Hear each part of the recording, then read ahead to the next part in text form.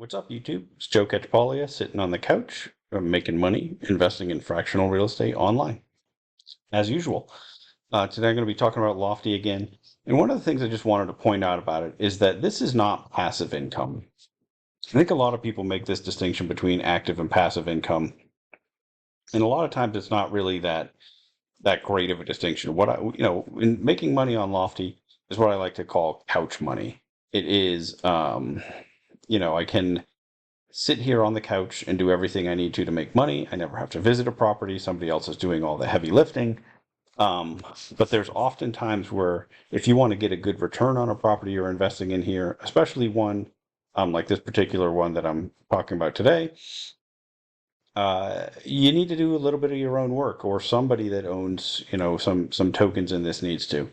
And so here's one I've been buying for a while.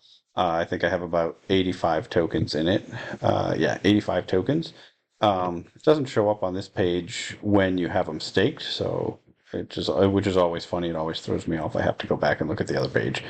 But so this is a property I started buying into after it already had some problems. I think I did a video when I first did it. It had, the current manager's not doing a great job.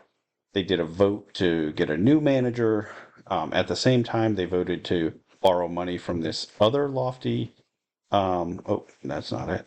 This other Lofty, it's not a property, but it's another DAO, which is this universal lending DAO. I talked about this one in another video. I think it is actually a great, I like this one. It's one of my favorites. Doesn't mean that it's the right investment for you. Make sure you do your own due diligence, as always. But this is one that lends money to all the other entities on Lofty, if they need money for repairs. And so back then in September, the owners of this property voted, okay, we want to take out a loan. This entity has to vote and say, okay, we're going to lend you the money. But as part of this loan, it was in the same vote where they said, they wanted to switch property managers. This is going to become important later, so just keep that in mind. Later, we found out that the property manager that they voted to use, whoever had proposed that property manager, didn't bother to check with them and see if they would manage this property. And so it turns out they didn't. And they said, no, we don't do it. We recommend you, contact this other manager. So then there was another vote. Should we use this other manager? But nobody reached out and contacted the other manager first. Again, this was before I probably had started buying tokens right around this time. They said, okay, yes, let's use that other manager. Lofty was never able to get in touch with the other manager. So time's gone on. We still hadn't gotten any info from the current manager about repair estimates. So a little over a week ago, I decided to do some research, see who I could find it for a property manager in the market. I came across PMI St. Louis, which is a franchise. So I happen to work for a PMI franchise. That's where I hang my agent license here in San Antonio. And so I have a lot of trust in their management team systems and processes because it's the same franchise. So I decided to give them a call. They were super responsive, called me back the same day. Within an hour, I got a call back from the owner. He was very helpful. Gave me insights into the market there and everything. And so I proposed a vote. Hey, let's switch to use this person, this company to manage. That vote passed today. And then part of their update that we got from Lofty was, hey, that vote passed. Now you guys have to figure out how to handle these unpaid bills. Well, wait a minute. We had already voted to take out a loan, and the lending entity voted to give it to us. So I was confused by this. I reached out to Lofty's team and said, hey, what's going on? We already voted on this. We're supposed to have that money.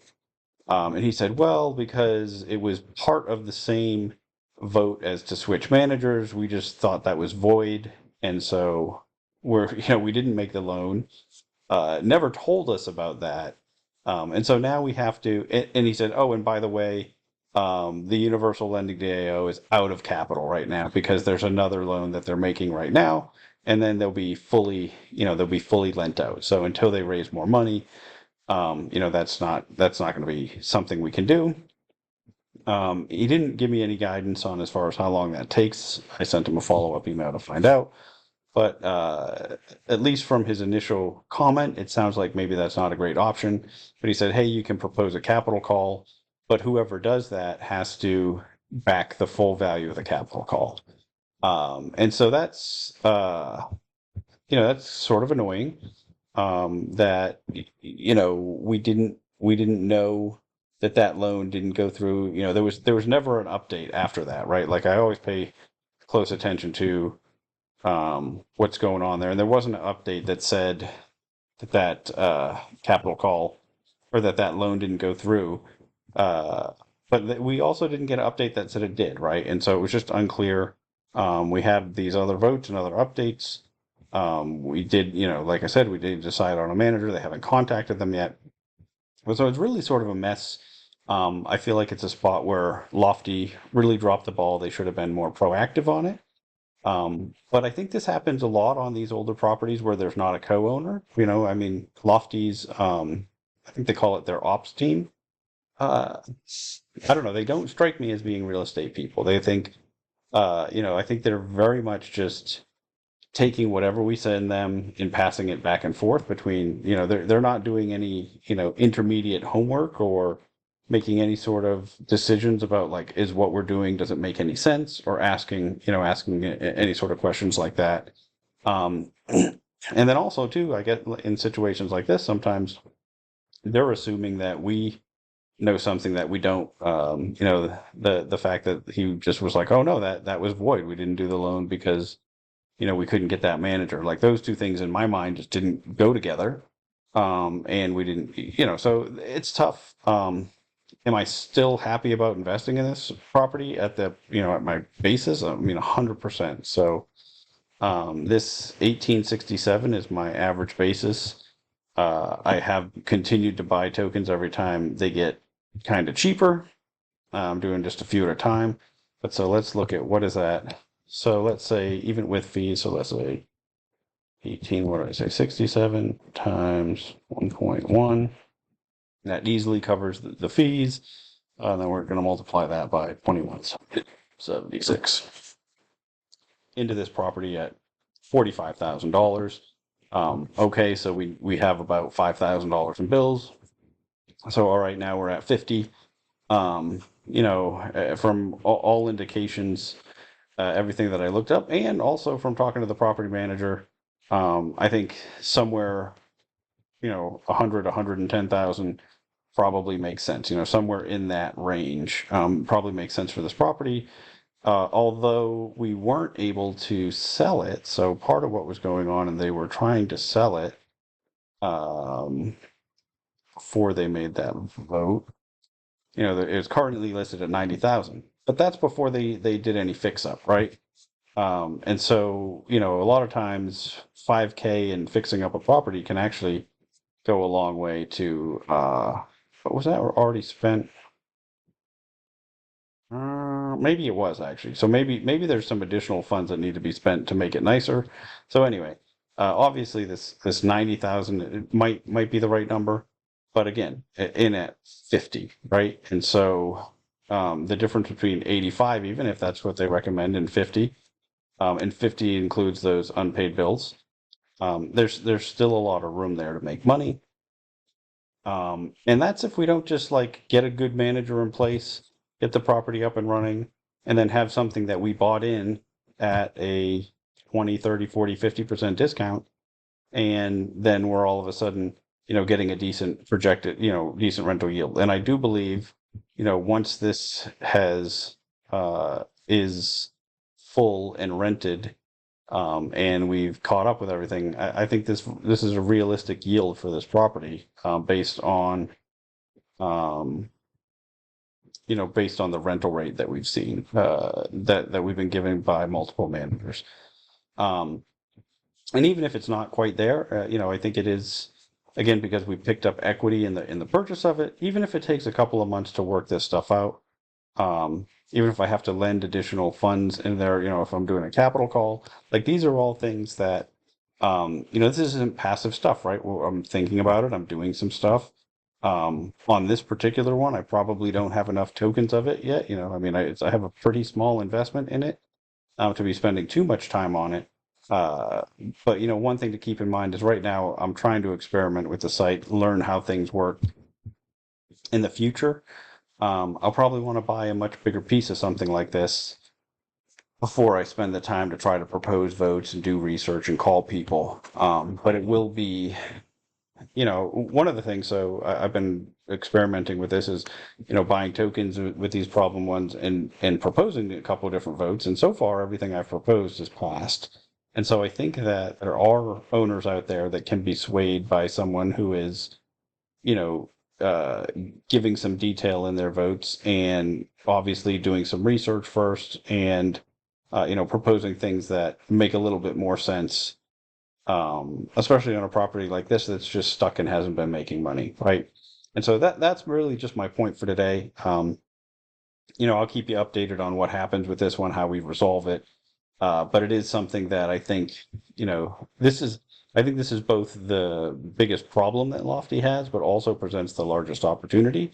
So the problem is they're just not managing these properties well. The process, uh, it's not, the platform doesn't work well for us owners trying to fix problems with with an asset like this. I mean, if we don't have a good property manager, there's not really somebody driving the bus, and that's why they've switched to the co-ownership model. And so that works out for anything new that comes on the platform.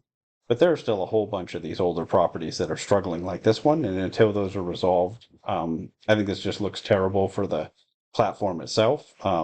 This problem, it's going to be something that they'll probably blame on owners and say, well, why did we even vote to say yes if nobody had asked about it? But the fact is we just have very limited ability to communicate with each other as owners, um, versus they're the single point of contact that's between us and the property managers. This could have been, um, two of these steps could have been solved or avoided if a phone call had been made before each vote, right? To just add a little bit of info before we went ahead and voted.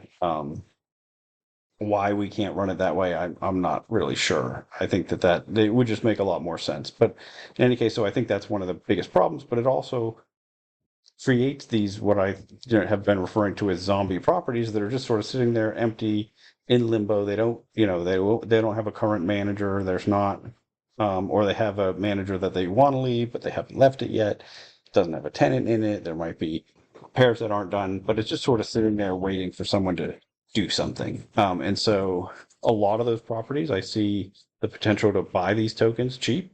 Um, I'm going to just keep buying these for as much as I can when they're, every time they dip. What I try to do is once I have a price that I'm pretty happy with how low it is, then I keep trying to lower my basis. And so like if I bought two tokens of this right now, it probably pushes it back up because of how the way, the supply and demand and the market pricing mechanism works. But when this drops down to like 17, I'll buy another 10 and it'll push it back up into the 18. I just keep doing that, and try to average down my basis over time. Now, another way to do it would just pick a number that I'm happy with, and just like every time it's under there, buy it. Once I'm starting to put a lot more capital on this site, I think that would be the way to do it. For now, I'm just really trying to see just how cheaply I can get into some of these.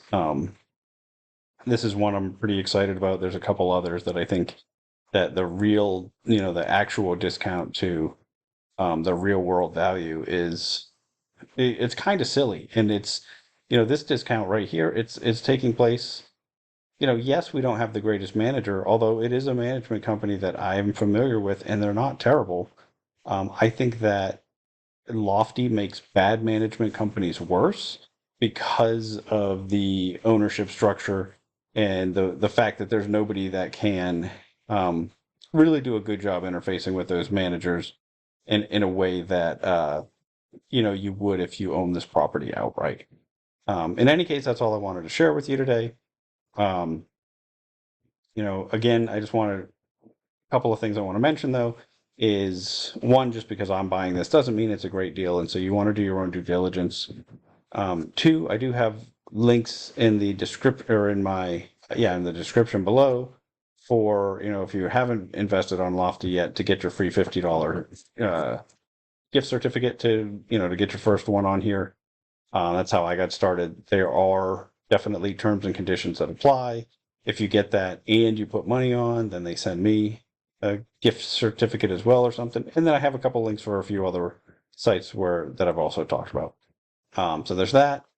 I also want to mention like and subscribe, because I never remember to tell you that. And that's, the mistake that I make every time. But until next time, I'm just going to keep making mistakes.